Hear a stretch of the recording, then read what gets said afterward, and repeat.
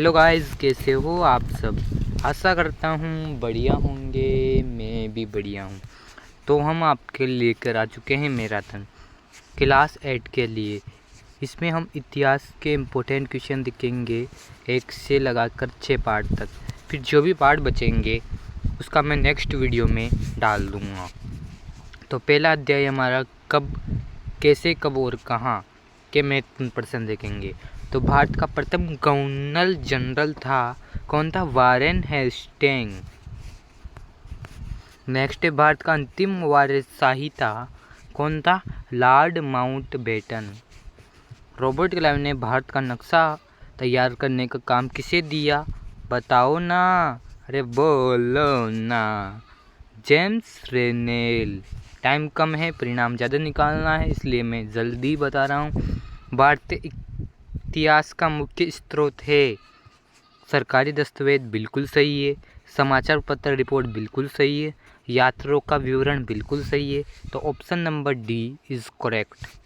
Next है British शक्ति का प्रतीक है। बी से याद रख लेना, ब्रिटेनिया। ब्रिटिश यानी ब्रिटेनिया, सी वाला। जेम्स मिल कहाँ रहता था? आपको पता ही, ये स्कॉटलैंड में रहता था। सुलेखन का अर्थ होता है, इसे हम कैलियोग्राफी भी कहते हैं। कैलीग्राफी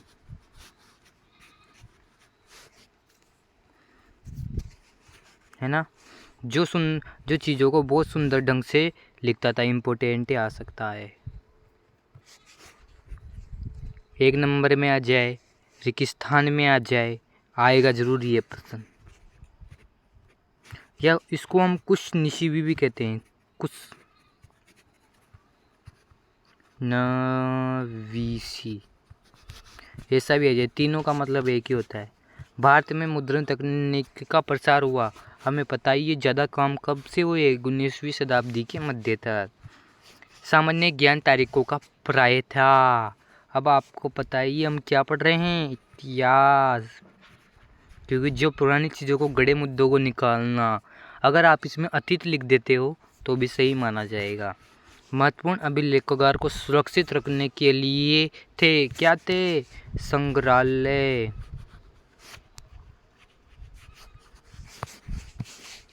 वे लोग जो सुंदर लिखने की कला में विशेष थे, कौन थे? सुलेखन या कैलिग्राफी या कुछ निशिबी, अब कह सकते। 19वीं सदी मध्य तक तकनीकी फैलने लगी। कौन सी तकनीकी फैलने लगी? बोलो ना, बंद हो गए क्या? छपाई तकनीकी। कौन सी छपाई? आप अगर इससे बढ़िया मुद्रण तकनीकी लिख देंगे तो और अच्छा रहेगा, क्योंकि मुद्रण का मतलब ही छपाई होता है ना। कोई मुद्रा नहीं होती पैसा हमेशा। शासन के तहत लोगों को समानता, स्वतंत्रता, आज़ादी नहीं थी। किसके तहत? ब्रिटिश सरकार के तहत। अब सत्य, सामान्य ज्ञान में इतिहास को तिथि का पढ़ाई, बिल्कुल सही है, ये सत्य बात है। क्योंकि जो इतिहास है वो तिथियों का ही ज्ञान प्रे। ब्रिटिश शासन से पहले अंधकार का दौर था। ब्रिटिश शासन से पहले की पूछ रहा है। पहले तो अच्छे रहते थे, बिल्कुल करते। अंधकार का नहीं था, खुशी का दौर था। डायरी, आत्मकथा, संस्मरण आदि शिक्षित लोगों को सोच को उजागर करते थे, सत्य बात है ना। अंग्रेजों को लगा कि इन्हें दस्तावेज का महत्व नहीं है, उन्हें लगा है। यहाँ पर अगर हैं आ जाए तो सत्य हैं, और नहीं आए तो ये तो असत्य हैं, असत्य। नेक्स्ट अध्याय पर चलते हैं हम, बहुविकल्पी प्रश्नों पर। नेक्स्ट पार्ट है भारत। नेक्स्ट पार्ट आता है हमारा दूसरा। भारत का अंतिम शक्तिशाली मुगल बादशाह था औरंगजेब। जल्दी से करते हैं, यहाँ टाइम कम है। भारत का आने वाली पश्चिमी शक्ति कौन सी थी? पुर्तगाल। फिर उसके बाद डच आते हैं। बक्सर का युद्ध कब लड़ा गया? 1764 में, याद रख लेना। टीपू सुल्तान की मृत्यु हुई हा जस्ट 1800 पहले, यानी कि 79 में। अरे यार 1799 में। वह गणराज्य जो हड़प नीति के समर्थक थे, बोलो रे, वार्नेस डिक, लॉर्ड डलहौजी। कौन थे? Lord Hasting.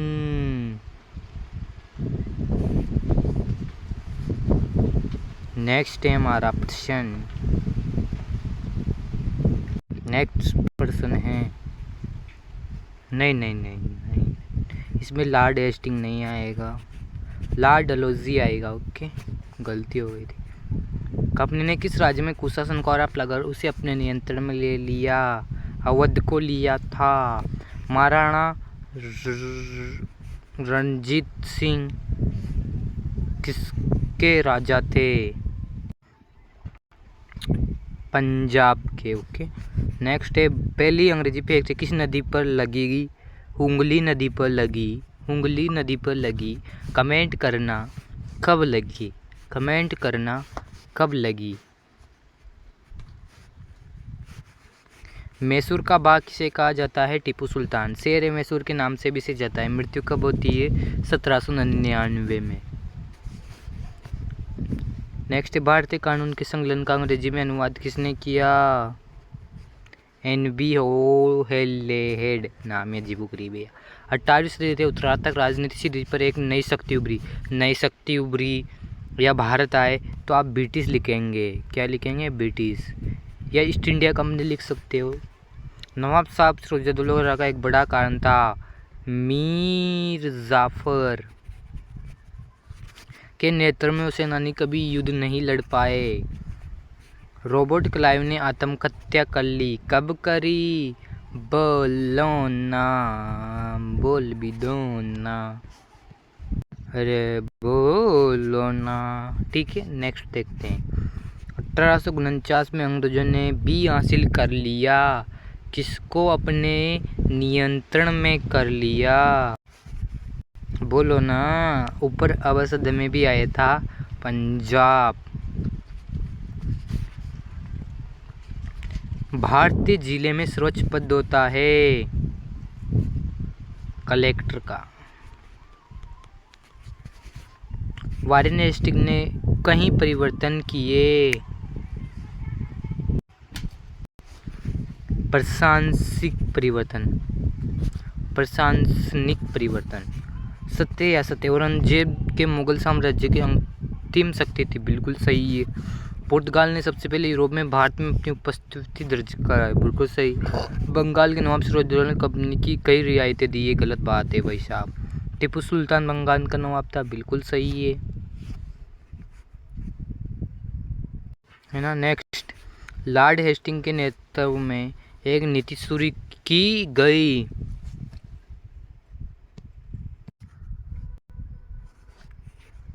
ये गलत है भाई साहब।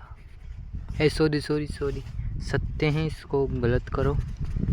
क्या है? सत्य है बात है, क्योंकि उन नीति चलाई गई थी यार।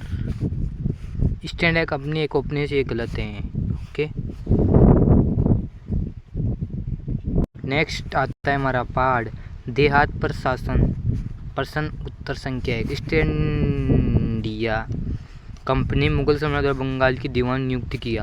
अब मैं आपके पर्दे पर ही आंसर लेकर आ चुका हूँ, मैं आपको बता दूंगा। बंगाल की दीवान नियुक्त कब किया गया? 12 अगस्त 1965 को। ऑप्शन नंबर सी याद रख लेना। 31 अध्याय 2 होल्केट में के द्वारा दी गई राजस्व प्रणाली थी मालवारी बंदोबस्त। ग्रामीण इलाकों पर शासन स्थायी बंदोबस्त लागू होने के समय भारत का गवर्नर जनरल कौन था? चार्ल्स कोलवाइज। इतिहास अध्याय नील विद्रोह कब शुरू हुआ? पहली बार, बोल रहा है पहली बार। मार्च किधर है? ये रहा मार्च। चंपारण आंदोलन कब हुआ? ऑप्शन नंबर 1 1917 में। किसके साथ? नील के विद्रोह के साथ। और सबसे पहले नील विद्रोह मार्च 1889 में 59 में हुआ। दीवान बनने के बाद कंपनी अपने आप को क्या मानती थी? सर्वोच्च अधिकारी। कंपनी द्वारा स्थायी बंदोबस्त लागू किया गया 1793 में। अंग्रेजों ने बंगाल में किसानों को से फसल उगाने के मजबूर किया। गेहूं। ग्रामीण को प्रशासन के अतिरिक्त कैरिबियाई द्वीप समूह से नील की खेती शुरू की गई थी। फ्रांसीसी। ग्रामीण का प्रशासन अतिरिक्त। अरे यार इसको काटो, एकदम आ रहा है। स्ट्रिंग रंगों का निर्माण कब शुरू हुआ? मैंने कहा था 19वीं सदी में शुरू होगा, लेकिन ये अंत हो गया। इतिहास ग्रामीण लोक शासन। बंगाल। अरे यार, बंगाल को अनुदान ब्रिटिश कल्पना में एक महान घटना थी। दीवान। ग्रामीण इलाकों। बंगाल में एक भयानक अकाल 10 मिलियन लोग जान ले ली 1770 में पड़ा था, जिसमें 10 मिलियन लोग मारे गए थे। बहुत भयानक घटना है यार। कंपनी ने 1793 में शुरू किया। ये पहले भी अवसद में आया था। इम्पोर्टेंट है कि स्थायी बंदोबस्त कब शुरू हुआ? स्थायी बंदोबस्त 1793 में शुरू हुआ। बंदोबस्त ये रहा। पौधों मुख्य रूप से उष्णकटिबंधीय क्षेत्रों में बोए जाते हैं। नील के। ब्रिटिश राजस्व अभिलेख में महल। राजस्व संपदा। ग्राना से प्राप्त रंग हल्का और फीका हो जाता है। ओड से प्राप्त रंग हल्का और ये होता है ना। अध्याय 3 आ गया। ब्रिटिश शासक ने ईस्ट इंडिया कंपनी को बंगाल दीवन नियुक्त किया। असत्य बोल रहा है कि गलत बोल रहा है ना, कि ब्रिटिश सरकार ने ईस्ट इंडिया कंपनी को बंगाल का दीवन नियुक्त किया। गलत बात है, बिल्कुल गलत है। तो यार मुनरो प्रणाली दक्षिण भारत में लागू की गई। सत्य, बिल्कुल सत्य है। दक्षिणी भारत में लगी। हमारा भारत इस प्रकार का है ना, इस प्रकार का मान लो, जिसमें ऊपर होता है, ये पूर्व होता है, पूर्व पश्चिम होता है, ये उत्तर होता है, ये दक्षिण होता है। अब देखो, मुनरो प्रणाली जहाँ पर ज़्यादा वर्षा होगी, तमिलनाडु के क्षेत्र में होगी, श्रीलंका और होगी, जैसे कि और इधर उड़ीसा आ गई, तो पूर्व दक्षिण में ये शुरू किया गया था। ये बिल्कुल सत्य बात है। ओड को पौधा केवल उष्णकटिबंधीय क्षेत्रों में ही बोया जाता है। नहीं, हम इसको उष्ण और उपोष्ण दोनों में बो सकते हैं ना। लेकिन मुख्य रूप से, अगर यहाँ पर मुख्य रूप से पूछ लिया जाए, मुख्य रूप से, तो आप इसको सत्य लगाएंगे। ओके। कपड़ा रंगने वाले लोग रंग के लिए नील प्राथमिकता दे सकते हैं। नील की कटाई के बाद धान की खेती की जा सकती है। नहीं, गलत है, क्योंकि धान नील बोते हैं हम, तो उपजाऊ क्षमता खत्म हो जाती है। उपजाऊ क्षमता मिट्टी की खत्म हो जाती है। नेक्स्ट देखिए आगे। तो हमारा 3 पार्ट खत्म हो गए, 3 और बचे। इसको जल्दी से कर देता हूँ। झूम किसान मुख्य रूप से कहाँ पाए जाते हैं? पूर्वोत्तर और मध्य भारत में। मजदूरी को अपमानजनक माना जाता है बेंगा समुदाय द्वारा।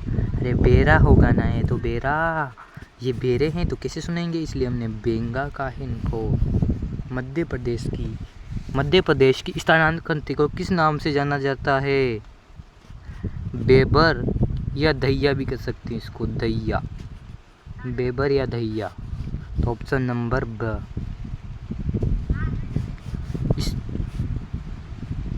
तालों ने विद्रोह किया 1855 में। कुल्लू ने गद्दी समुदाय के लोग थे चरवाहे, यानी कि दूसरे स्थान पे जाते थे चरने के लिए, मौसम अनुसार जाते थे। बिरसा किस जनजाति का था? मूड़ा। दिग्गियों का अर्थ होता है बाहरी व्यक्ति, जो बाहर से आता है। कश्मीर का कौन सा आदिवासी समुदाय बकरियां पालता है? बकरवाल। वारिल विद्रोह कहाँ हुआ था? हमें पता ही है। वार किया बीचों बीच में, लेकिन बीच से थोड़ा इधर आ गए, यानी कि महाराष्ट्र। बिरसा राज का प्रतीक है सफ़ेद झंडा। इम्पोर्टेंट क्वेश्चन है यार, सभी इम्पोर्टेंट है वैसे। मूड़ा जनजाति कहाँ रहती थी? छोटा नागपुर में।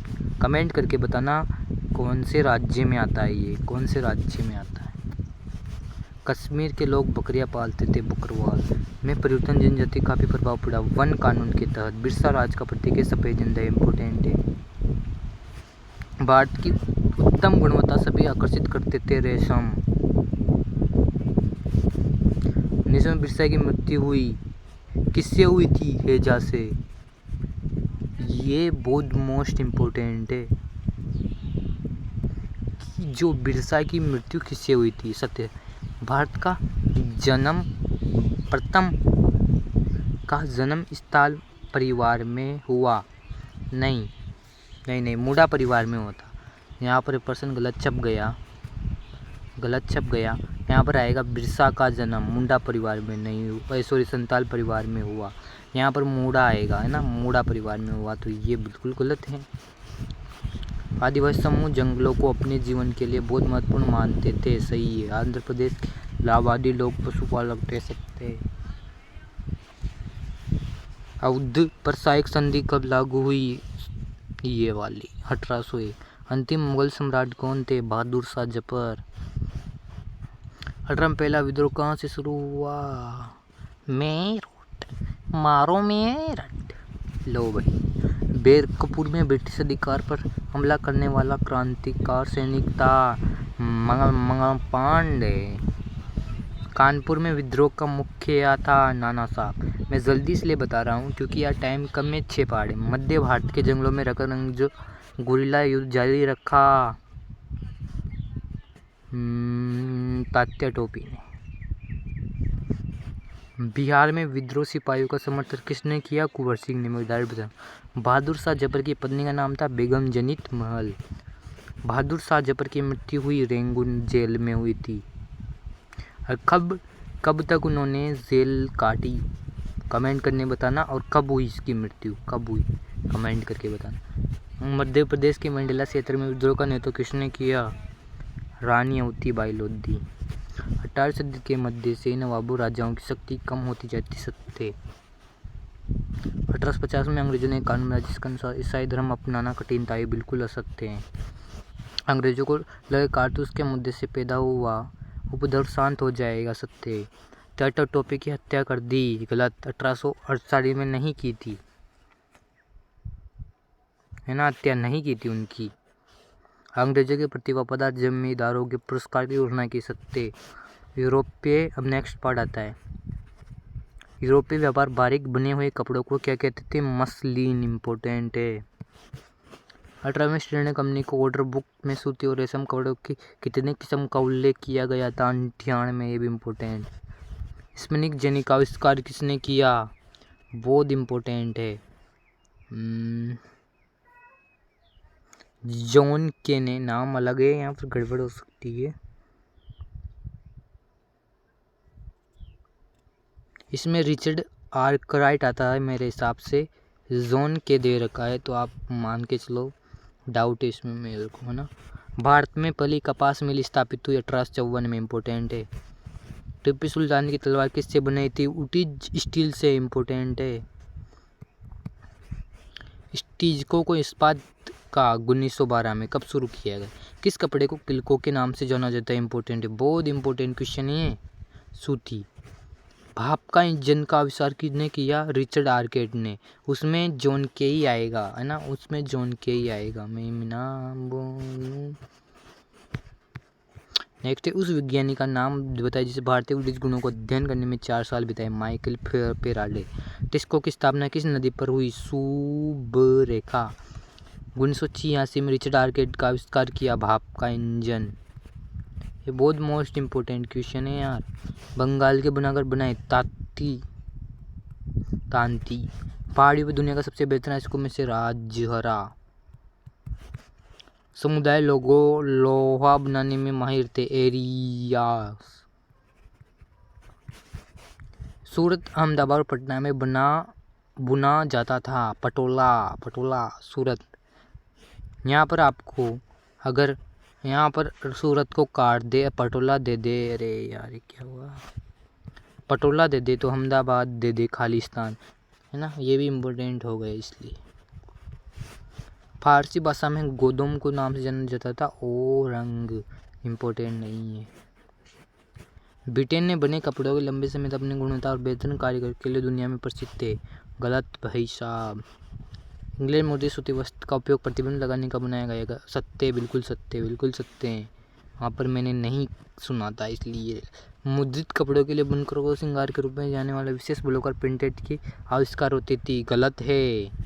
टीपू सुल्तान की तलवार बनी स्टील से बनी थी। सत्य, और उसका नाम था ऊटी स्टील। अरावली की पहाड़ी दुनिया में सबसे बेहतरीन अयस्कों में भंडार थी। गलत। तो हमारा यहाँ पर एक कंप्लीट होता है। मिलते हैं नेक्स्ट वीडियो में।